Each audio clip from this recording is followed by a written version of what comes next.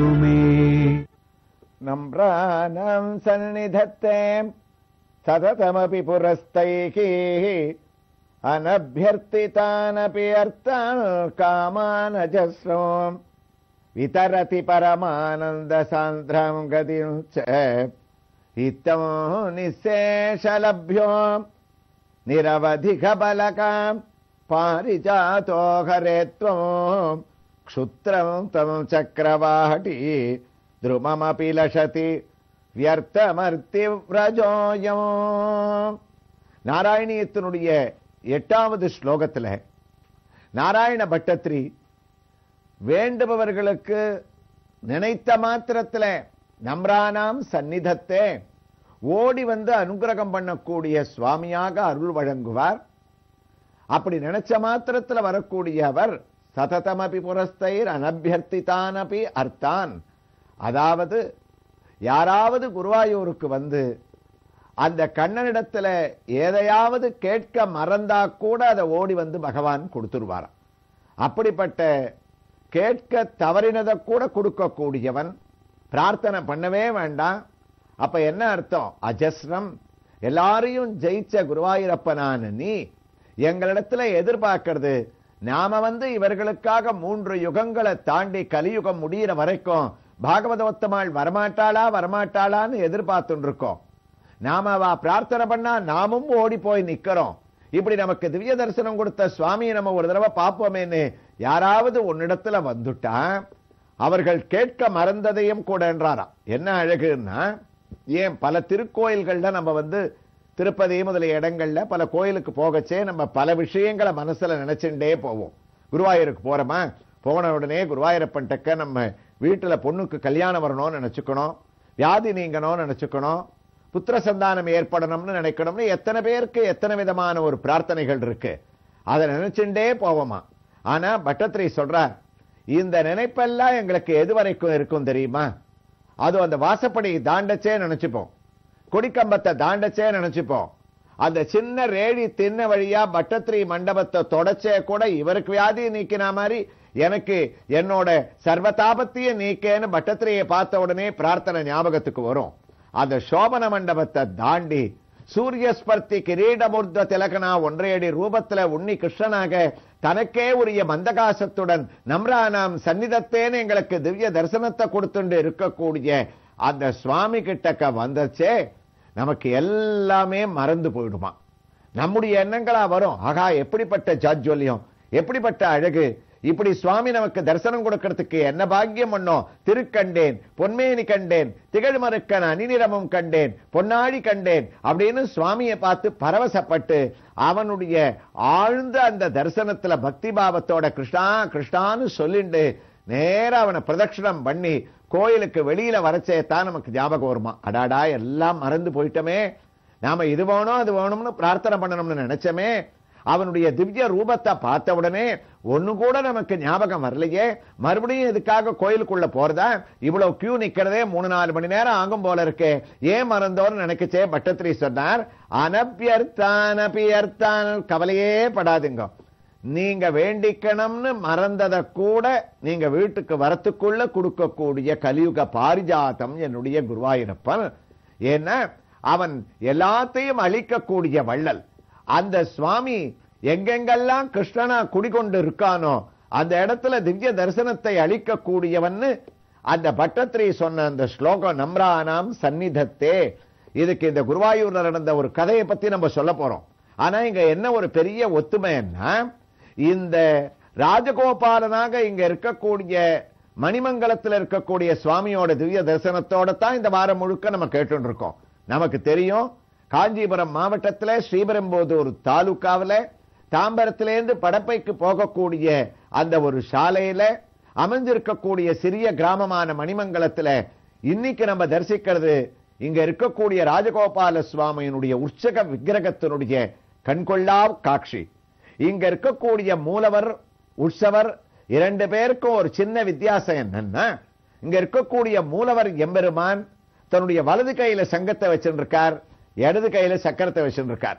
வலது கையில சங்கத்தை பகவான் வச்சிருக்கிறது சில இடங்கள்ல தான், திருக்கோவலூர் திவ்ய கஷேத்திரத்துல பகவான் வலது கையில மகாபலிக்காக சக்கரஸ்ய தைத்திய தனுஜாதிஷுவாம பாவம் சங்கஸ்ய ஆஸ்ருத ஜனேஸ்வபி தட்சிணத்துவம்னு சுவாமி தேசிகனுடைய ஸ்லோகம் வலக்கையில சங்கத்தை வச்சிருந்தாராம்.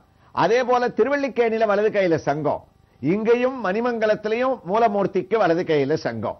ஏன்னா இதனுடைய புராண வரலாறு பகவான் பார்த்தனுக்கு தேரோட்டியாக பார்த்த சாரதியாக அவன் தேரை ஓட்டிய அர்ஜுனனுக்கு திவ்ய தரிசனத்தை அளித்த திருக்கோலத்தோட இங்கேயும் காட்சி அளிக்கிறான்.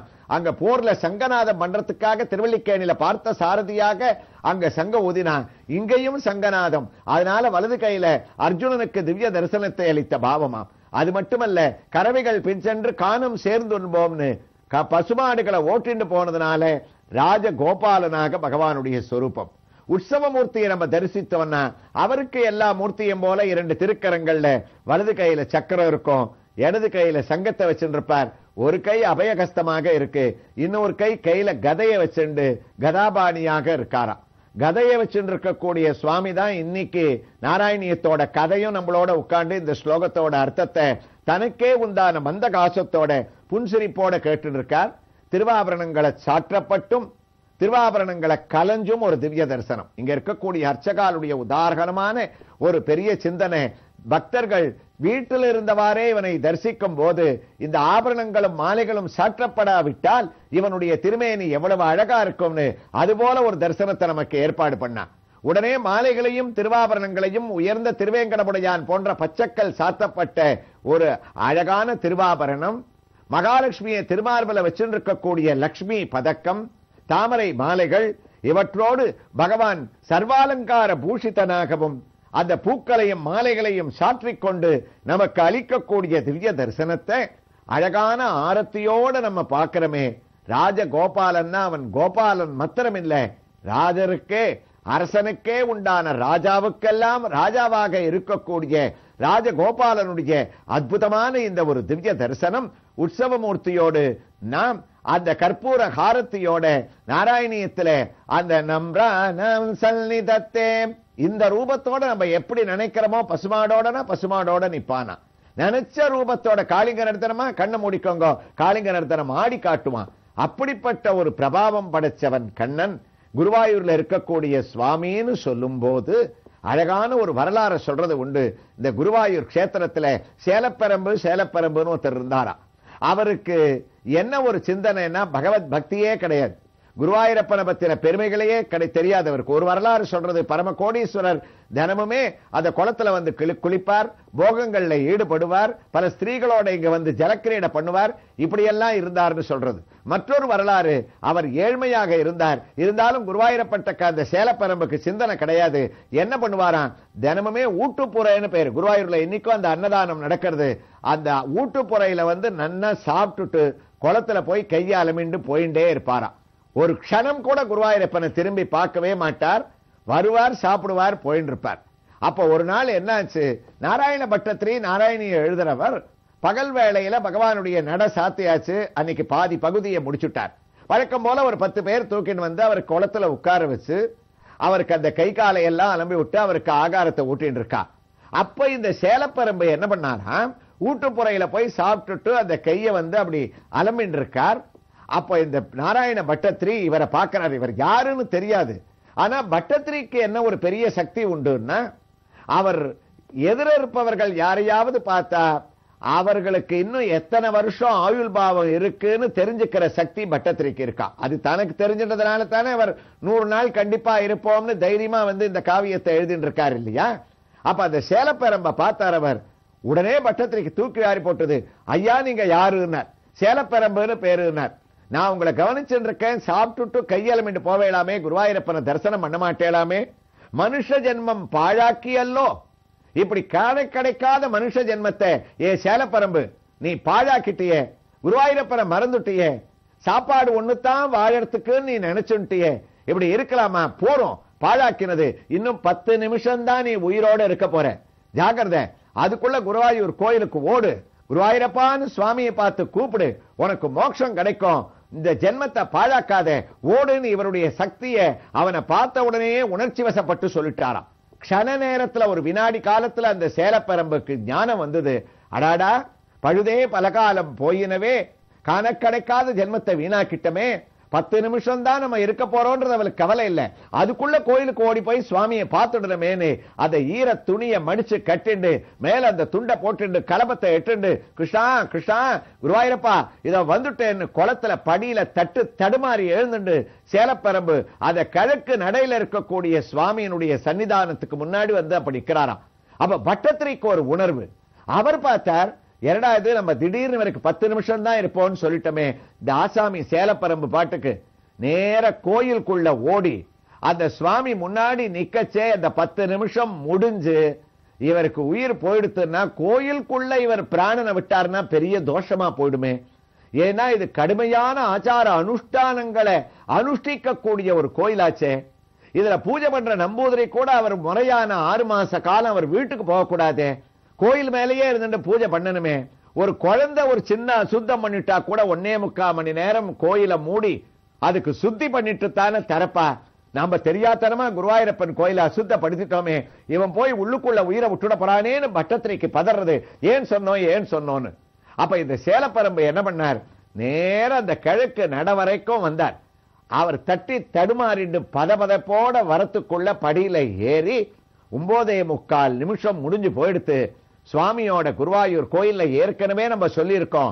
என்ன அழகுன்னா, வெளியில கிழக்கு நடையில நின்றுண்டாலே அவனுடைய கர்ப்ப கிரகத்துல இருக்கக்கூடிய திருமேனியனுடைய ஒரு தரிசனம் அந்த தெருவிலேருந்தே தெரியக்கூடிய அளவுக்கு விஸ்வகர்மா நிர்மாணம் பண்ணியிருக்கார். அவன் என்னமோ 1.5 அடி ரூபம் தான் இருந்தாலும் இன்னைக்கும் குருவாயூர்ல பல பேர் அத கிழக்கு நடையில ஒரு இடத்துல நின்றுண்டு நேர குருவாயூரப்பனை பார்த்து அப்படி கையை கூப்பிட்டு அவ வேலைக்கு கிளம்பி போவாளாம்.